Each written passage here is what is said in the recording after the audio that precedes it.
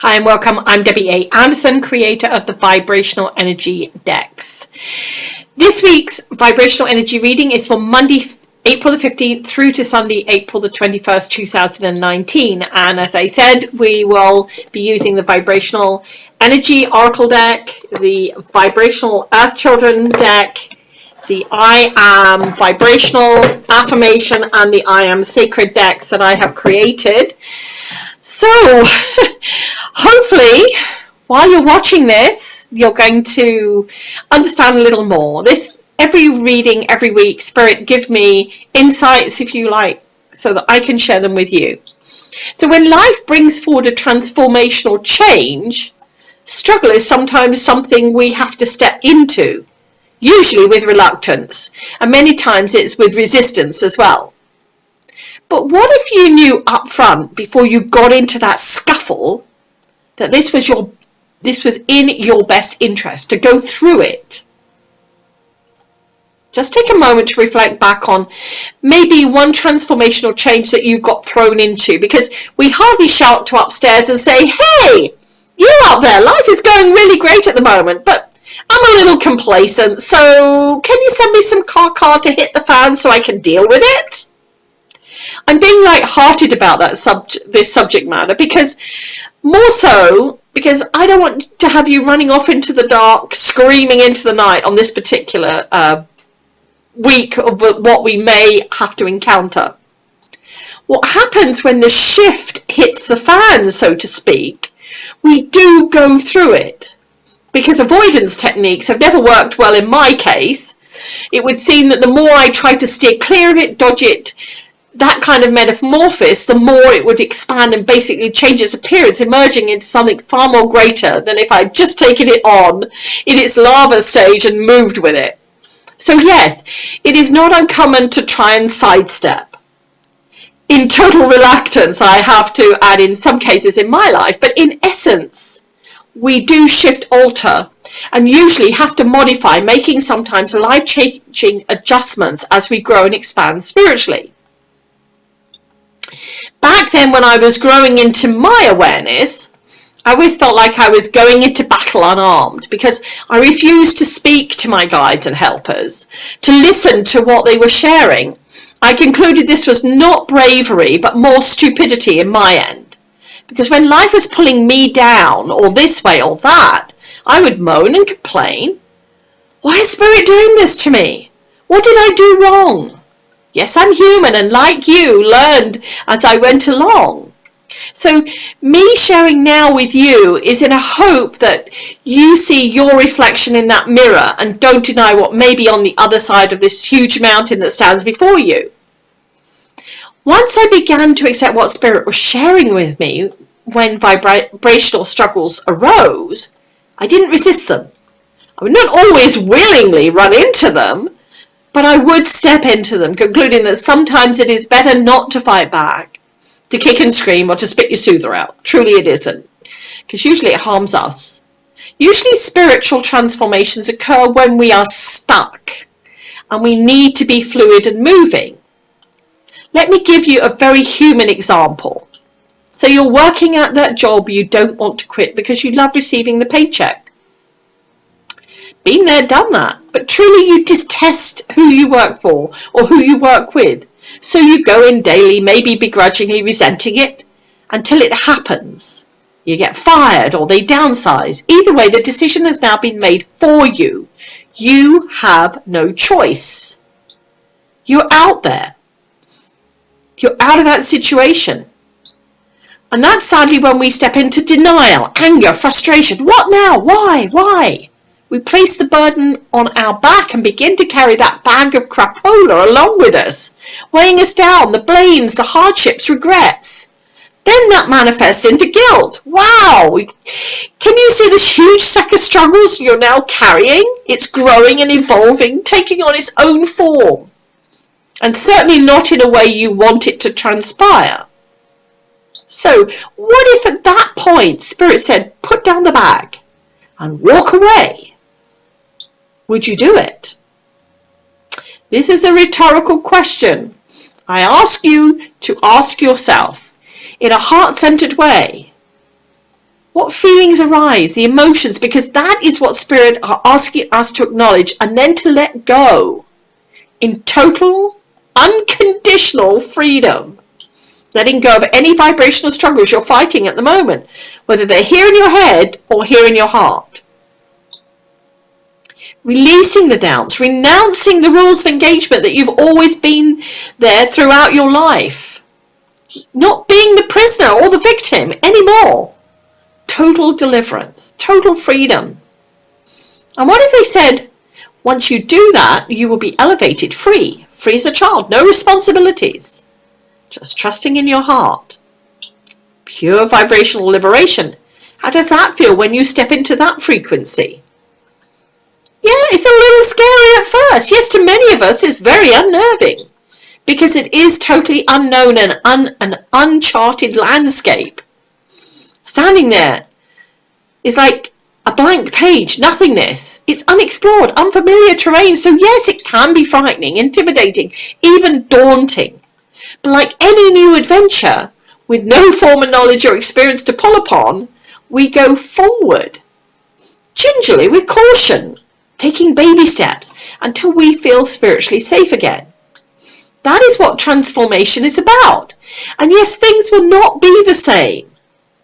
But did you ever want them to be? Especially now you're starting to see the alternative. And it isn't that bad.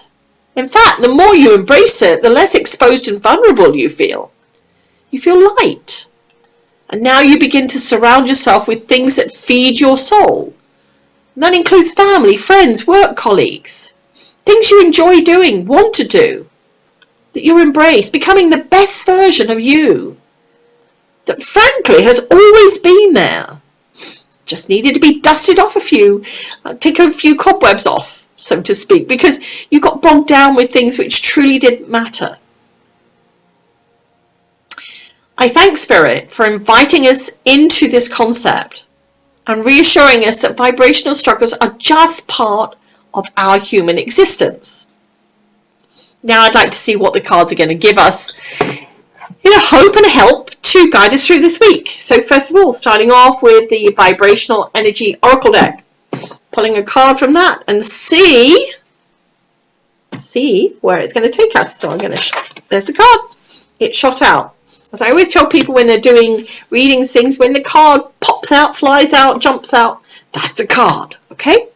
I'll just put the cards over here for a moment, move this over and read it. I wouldn't have expected anything other than seeing this card. It's a confirmation for us, a mythical changeling, because we're at that time of change and we do go through, in essence, soul cleanse. We're in spring now in the Northern Hemisphere, so we do spring cleaning usually about this time of year because the dust is starting to show up. So it's the time when we start to transform, change, rise up and become who we've always been, spiritually. But maybe not seen by others. Maybe we've always been in the background. Maybe we need to shed off all the layers that we hid beneath. And there, underneath all of this, that changeling rises up in pure vibrational splendor. It's magnificent, outstanding, shining in brilliance, not afraid anymore, just stepping into it. Okay, that's the card. I love it. Thank you very much, Spirit. I really appreciate that.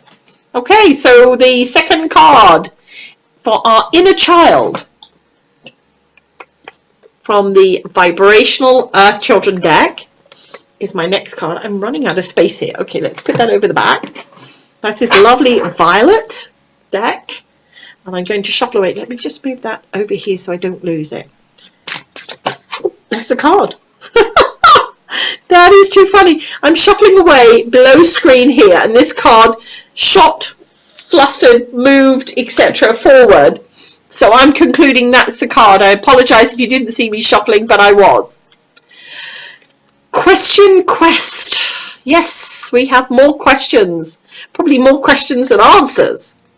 But more based on the quest of where we're going. Maybe it's time to ask more about what we want for ourselves, so we can understand our place. Maybe by questioning something, we may get to make a change. Not just for ourselves, maybe our community, our country, our world.